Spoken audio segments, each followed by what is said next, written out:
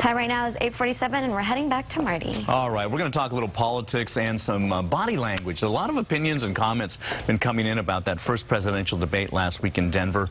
While the issues from each candidate were taking center stage, it was the gestures and the body language that we're going to be paying attention to this morning.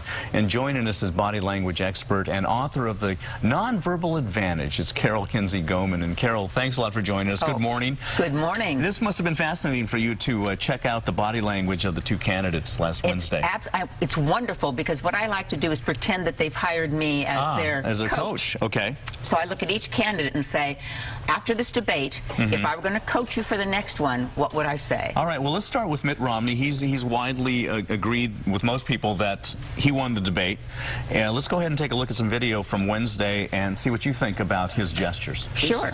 First of all, he's gesturing outside the box of his body. Yes, okay. And that's fine, because he has a lot of energy. But what I tell him if I were coaching him is to watch that. Don't let it get much bigger, and don't let those gestures get above your shoulders. Why is that? Because it starts to look erratic instead of energetic. Oh, okay.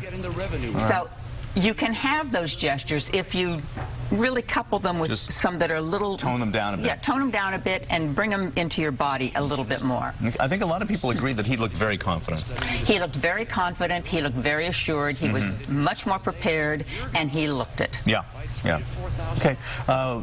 We have another clip from Romney as well that you wanted to address. Yeah, he does a lot of swaying, and watch this shoulder bounce. See what happens when you have that energy that you don't contain?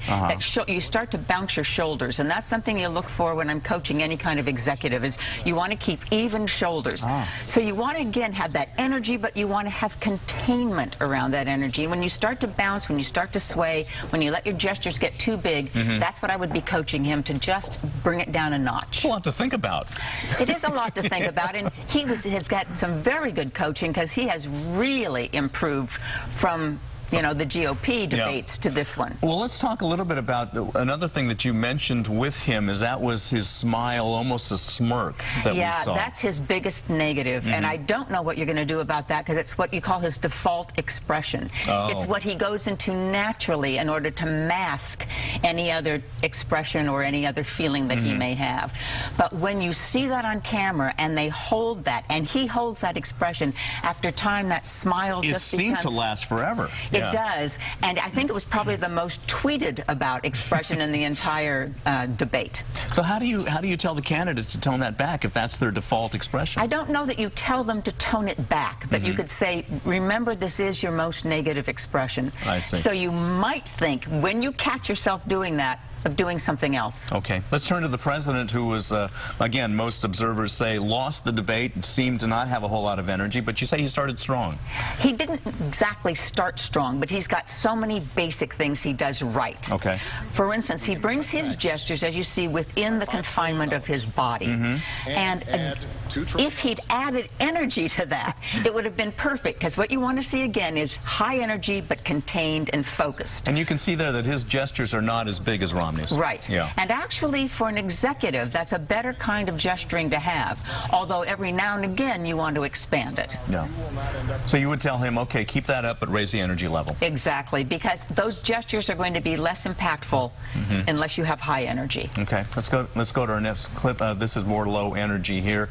A lot of people just said he looked tired. He did look tired. He looked tired. He looked lethargic. He looked like he didn't want to be there. Not focused. Not focused, and not prepared. I think Romney switched to the center through him. He wasn't prepared for the answers that Romney gave him and the attacks that Romney, you know, came up with. Right. Now, the split screen here where we see both of them was really telling, I thought.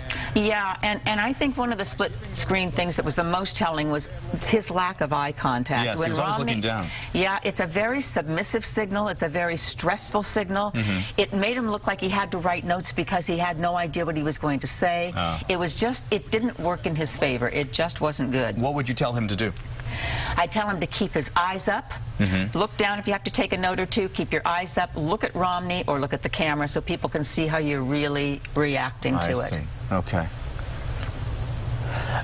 We want to talk a little bit about, well, I understand we have some more information. First of all, before we get to that, we have some more information on the next presidential debate, which is coming up on the 16th in New York City. On Thursday, Vice President Joe Biden and GOP hopeful Paul Ryan will be taking the stage for their first debate. I want to remind you that KRON 4 will air it live on October 11th and also on our 24-hour news channel and weather channel. You can tune into Comcast channel 193 or over-the-air digital channel 4.2.